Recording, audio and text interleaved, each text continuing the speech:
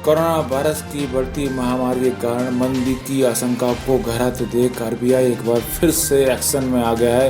Corona virus महामारी रोकने के लिए किए गए लॉकडाउन की वजह से देश के विभिन्न सेक्टर्स को हुए भारी नुकसान की भरपाई करने के लिए आरबीआई ने शुक्रवार को कई बड़ी घोषणाएं की हैं।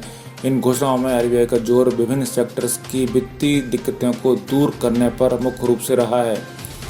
केंद्रीय बैंक के गवर्नर शक्तिकांत दास ने खासकर हाउसिंग, कंस्ट्रक्शन और मझोले उद्योग यानी माइक्रो फाइनेंसिंग वाले जो इंडस्ट्रीज हैं उनको बड़ी राहत दी है। आरबीआई द्वारा की गई इन घोषणाओं से देश के रोजगार मार्केट को बड़ा संबल मिलने की उम्मीद है। लॉकडाउन के कारण इकोनॉमी को लगे झटके की वजह से भारी तादाद में नौकरियों के जाने की आशंका है। ऐसे में आरबीआई की घोषणाएं रोजगार बाजार के लिए संजीवनी का काम कर सकती हैं, ऐसा जानकारों का मानना है। माइक्रो फाइनेंस के लिए जाने जाने वाले बैंक सिडबी के लिए आरबीआई ने 15,000 करोड़ रुपए की घोषणा की है। नेशनल हाउसिंग बैंक के लिए आरबीआई ने 10,000 करोड़ रुपए की घोषणा की है तथा ग्रामीण क्षेत्र में ऋण देने वाले बैंक नाबार्ड के लिए आरबीआई ने 25,000 करोड़ रुपए नकदी देने की घोषणा की है। इसके अलावा targeted long term repo operations यानी TLTRO के तहत लिक्विडिटी मैनेजमेंट के लिए आरबीआई ने 50,000 करोड़ रुपए का प्रावधान किया है। इससे नॉन बैंकिंग फाइनेंस कंपनियों और माइक्रो फाइनेंस इंस्टीट्यूशन को फंड मिलेंगे। Targeted long term repo operations यानी TLTRO के जरिए क्रेडिट संस्थाओं को फाइनेंस मुहैया कराई जाती है। इसके तहत बैंकों को लंबे समय के लिए आकर्षक शर्तों पर फंडिंग मुहैया कराई जाती है। इससे बैंकों के पास उधारी के लिए अच्छी सुविधाएं मिल जाती हैं तो अर्थव्यवस्था को कर्ज देने के लिए भी अच्छा मौका होता है। उद्योगों के पास जितनी ज़्यादा नकदी होगी उनकी गतिविधियों में उतना ही विस्तार होगा। परिणाम स्वरूप रोजगारों में बढ़ोतरी होने की उम्मीद रहती है। लोगों को कर्ज आसानी से मिले इसके लिए आरबीआई ने रिवर्स रेपो रेट में 25 बेसिस पॉइंट को कम किया है। अब है 4 से घटकर 3.75% हो गया है। इसका जॉब मार्केट पर दीर्घकालिक असर होगा। बैंक अब रिजर्व बैंक के पास अपना पैसा नहीं रखेंगे क्योंकि आरबीआई अब पहले से कम ब्याज उनको देगा। इसका परिणाम यह होगा कि अब बैंकों के पास पर्याप्त मात्रा में नकदी उपलब्ध रहेगी और ज़्यादा ब्याज वसूलने के लिए वह इस पैसे को बाजार में कर्ज देंगे। कंपनियों में जब पैसे जाएंगे तो उनका विस्तार होगा और इस तरह से अतिरिक्त रोजगार पैदा होंगे। साथ ही आरबीआई ने साफ कहा कि बैंक मुनाफे से अगले निर्देश तक लाभांश नहीं देंगे यानी डिविडेंड नहीं देंगे। इस कारण बैंकों के पास पूंजी और बढ़ेगी जिसका इस्तेमाल वह उद्योगों को कर्ज देने में करेंगे। बैंक जितना कर्ज उद्योगों को देंगे उद्योग अपनी गतिविधियों में उतना ही ज़्यादा विस्तार करेंगे जिसके परिणाम स्वरूप जॉब मार्केट को बढ़ावा मिलना तय है। आरबीआई ने नॉन बैंकिंग फाइनेंस कंपनियों तथा माइक्रो फाइनेंस इंस्टीट्यूशंस को TLTRO के जरिए 50,000 करोड़ रुपए देने की घोषणा की है। इसका सबसे ज़्यादा छोटे उद्योगों और कारोबारियों को फायदा मिलेगा।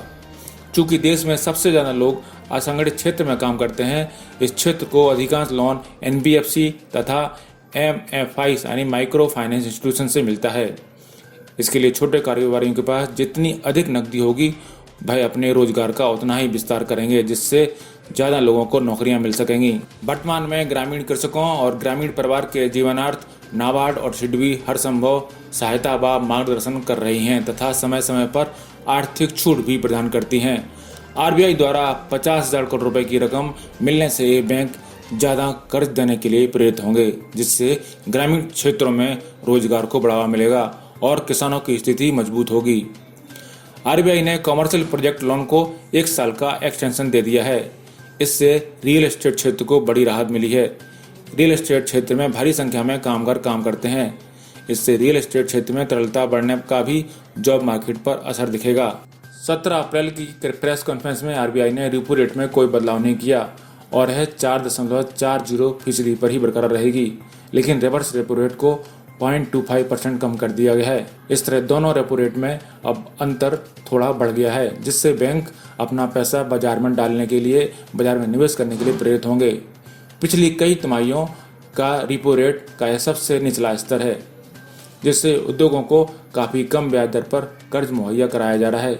इसका मकसद उनकी गतिविधियों में इजाफा करना है ताकि ज़्यादा से ज़्यादा लोगों को रोजगार मिल सके। आरबीआई ने स्पष्ट किया है कि अगर सिस्टम में कैश की किल्लत होती है तो वह TLTRO जारी करेगा। इससे उद्योगों को कर्ज देने के लिए और अधिक नकदी उपलब्ध हो सकेगी। कोरोना संकट से निपटने के लिए भारतीय रिजर्व बैंक ने अब अपने रिवर्स रेपो रेट में कटौती कर दी है।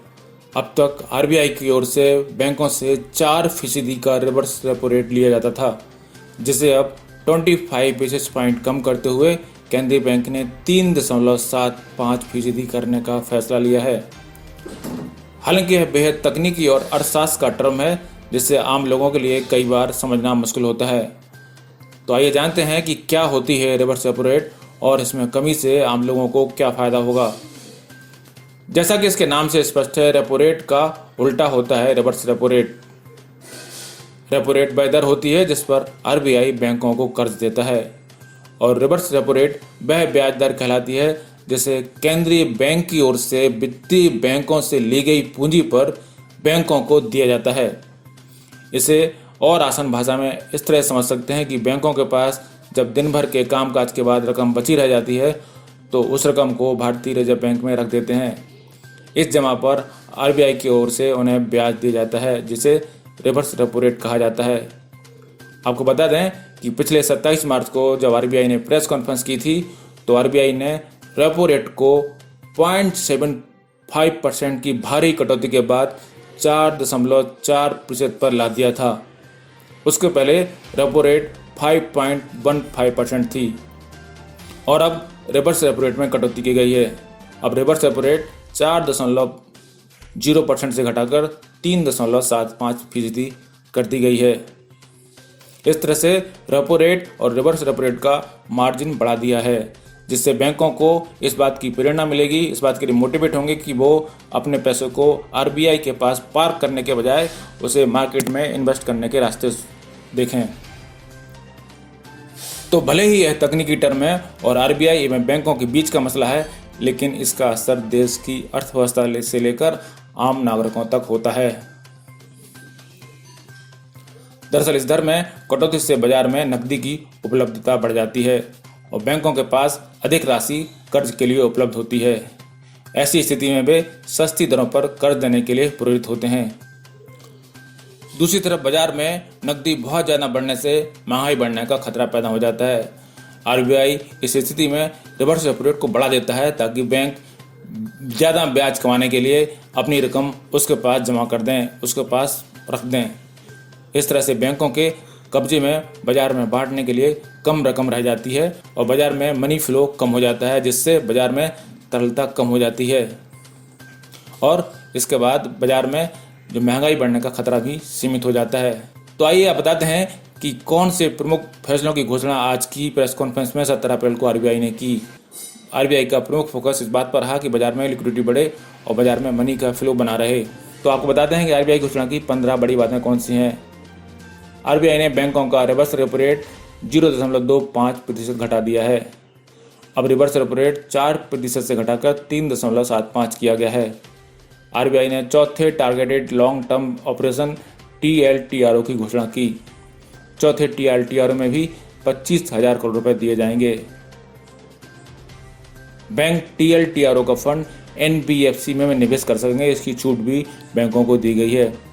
शेड्यूल कमर्शियल बैंकों के लिए LCR 100% से घटाकर 80% किया गया है। अगले नोटिस तक बैंक डिविडेंड का ऐलान नहीं करेंगे। बैंक फिस्कल ईयर 2020 से अगले नोटिस तक डिविडेंड नहीं देंगे। बैंकों के NPA से 3 महीने की राहत की घोषणा की गई है, यानी मॉरेटोरियम के 3 महीने NPA में नहीं गिने जाएंगे। लोन अकाउंट के रेजोल्यूशन की अवधि को भी बढ़ाकर 90 दिन कर दिया गया है। डिफ़ॉल्ट करने वाले बड़े लोन अकाउंट के रेजोल्यूशन के लिए अब 180 दिन का समय दिया गया है। सिडबी बैंक को आरबीआई ने 15,000 करोड़ रुपए देने की घोषणा की है। नेशनल हाउस बैंक को 10,000 करोड़ रुपए देने की घोषणा की है। नाबार्ड को भी 25,000 करोड़ रुपए नकदी देने की घोषणा की है। अब बता दें कि सिडबी बैंक और नाबार्ड बैंक दोनों स्मॉल फाइनेंसिंग बैंक हैं और ग्रामीण एरिया से संबंधित हैं। इस तरह से आरबीआई का पूरा फोकस मार्केट में लिक्विडिटी बढ़ाने की ओर रहा है। और 3 बैंकों को सिडबी बैंक, NHB और नाबार्ड को कुल मिला के 50,000 करोड़ रुपए दिए गए हैं। ब्यूरो रिपोर्ट, पत्रकार टीवी।